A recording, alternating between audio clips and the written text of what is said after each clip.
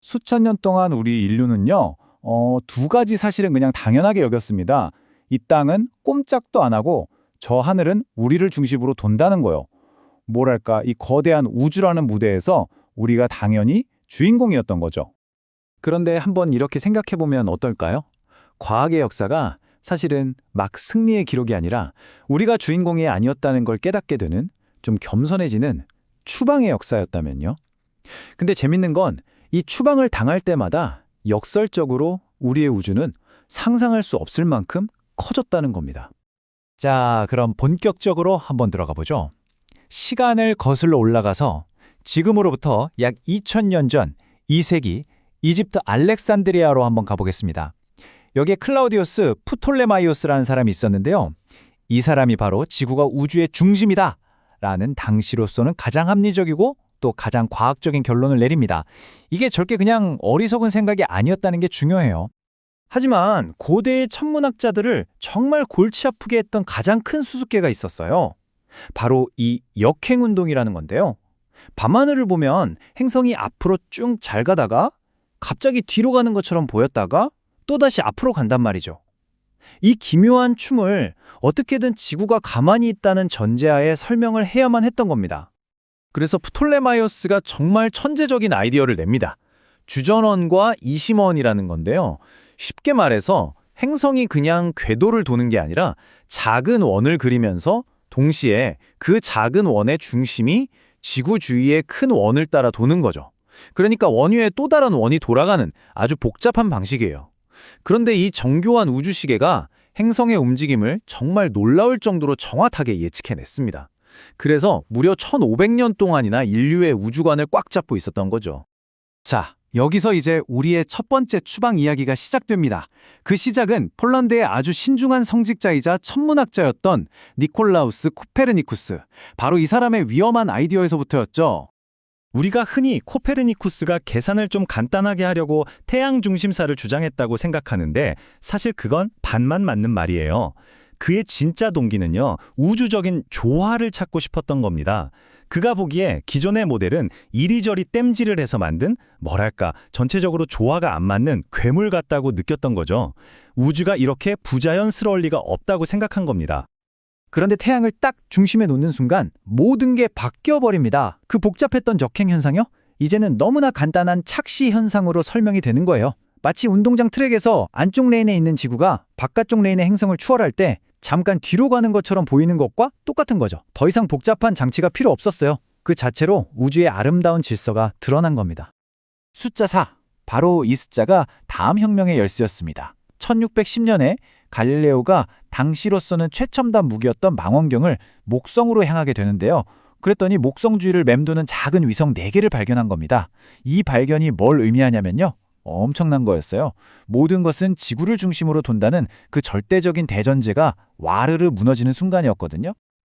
그리고 갈릴레오가 날린 결정타는 바로 금성이었습니다. 자, 왼쪽의 지구 중심 모델을 한번 보세요. 이 모델에 따르면 금성은 절대로 보름달 같은 완전한 모양으로 보일 수가 없어요. 그런데 갈릴레오가 망원경으로 직접 본 건 뭐였을까요? 바로 오른쪽 코페르니쿠스 모델이 예측한 그대로였습니다. 마치 우리 달처럼 초승달에서 보름달까지 모든 모양으로 변하는 금성이었죠. 이걸로 논쟁은 사실상 끝난 거나 다름없었습니다.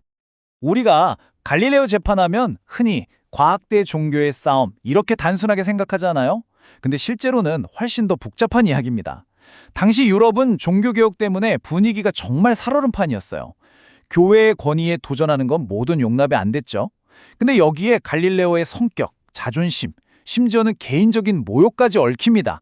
자기 책에 나오는 심플리치오라는 좀 멍청한 캐릭터를 자기 친구였던 교황에 빗대서 썼거든요. 그러니까 이건 과학의 문제이기도 했지만 그 못지않게 정치와 자존심의 문제였던 겁니다. 자, 지구가 우주의 중심이 아니라는 걸 알게 된 인류는 이제 새로운 위안을 찾습니다. 좋아, 지구는 아니지만 그래도 우리 태양은 우리 은하의 중심이겠지? 라고 생각한 거죠. 하지만 안타깝게도 이 믿음 역시 깨질 운명이었습니다. 이때 등장하는 사람이 바로 미국의 천문학자 할로우 셰플입니다. 이 사람이 우리 은하의 진짜 지도를 그리려고 했는데요. 그걸 위해서 구상성단이라는 아주 특별한 별 무리를 이용했어요. 수십만 개의 늙은 별들이 마치 공처럼 빽빽하게 뭉쳐 있는 건데, 셰플린은 이 성단들이 우리 은하의 어디쯤에 있는지 그 거리를 하나하나 재기 시작했습니다. 그렇게 지도를 다 그리고 나서 셰플린은 정말 충격적인 사실을 발견합니다. 이 구상선단들이 우리 태양계를 중심으로 쫙 퍼져 있는 게 아니었던 거예요. 대신에 저 멀리 궁수자리 방향의 어떤 한 점을 중심으로 거대한 공 모양을 이루고 있었던 거죠. 결론은 하나였습니다. 태양계는 은하의 중심이 아니었어요. 중심에서 무려 3만 광년이나 떨어진 그냥 변두리였던 겁니다. 자, 여기서 잠깐 지금까지의 여정을 정리해 볼까요? 첫 번째 추방으로 우리는 우주의 중심에서 그냥 태양계의 평범한 행성이 됐고요. 두 번째 추방으로는 은하의 중심에서 저기 변두리로 밀려났습니다. 지위가 계속 강등된 거죠. 그런데 이게 정말 역설적인 게 뭐냐면요. 이렇게 우리의 자존심은 상했을지 몰라도 우리의 시야는 상상 이상으로 넓어졌다는 겁니다. 우리가 중심이라는 그 착각을 버리는 순간 비로소 진짜 우주의 모습을 마주하게 된 거예요. 이제 인류에게 남은 마지막 자존심, 마지막 보루는 이거였습니다. 그래, 우리 은하가 바로 우주 전체다.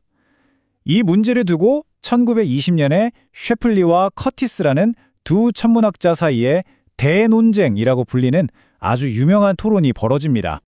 이 기나긴 논쟁을 끊는 사람은 에드윈 허블인데요. 사실 그가 사용한 결정적인 도구는 헨리에타 리빗이라는 여성 천문학자가 발견한 거였습니다.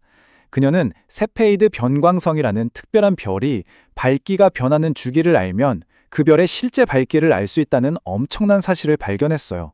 이게 바로 우주의 거리를 잴 수 있는 완벽한 우주줄자가 된 거죠. 그리고 1923년 허벌이 마침내 안드로메다 성운을 찍은 사진 건판에서 이 세페이드 변광성을 찾아냅니다. 여기 사진 위에 흥분해서 막 휘갈거 쓴 VAR이라는 글씨 보이시죠?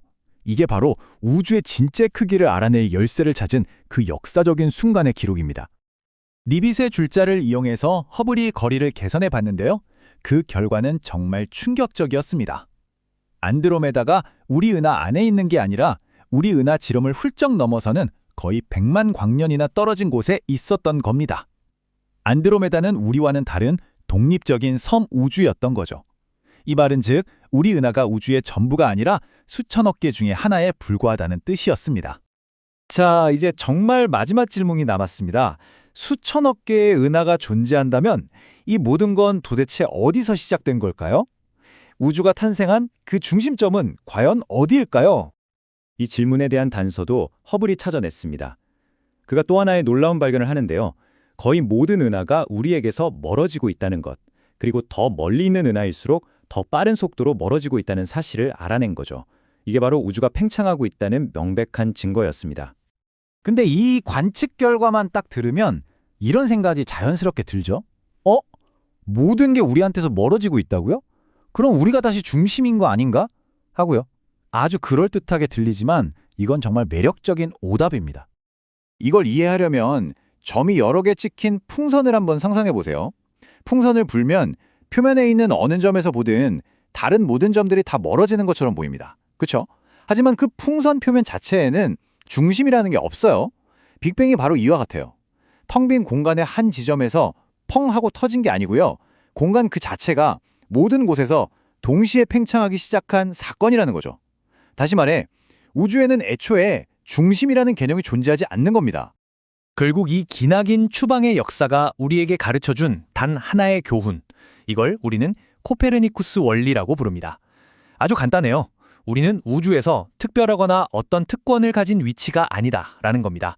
이 겸손의 원리를 받아들이고 우리가 주인공이라는 착각을 버리는 순간 우리는 비로소 우주 전체를 있는 그대로 바라볼 수 있는 위대한 관찰자가 될 수 있었던 거죠. 특권을 잃는 대신 우주 전체를 얻게 된 셈입니다.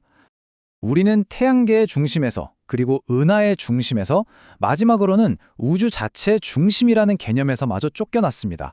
그렇다면 지금 우리가 너무나 소중하고 당연하게 믿고 있는 것들 중에 어쩌면 우리의 다음번 위대한 추방을 기다리고 있는 건 과연 무엇일까요?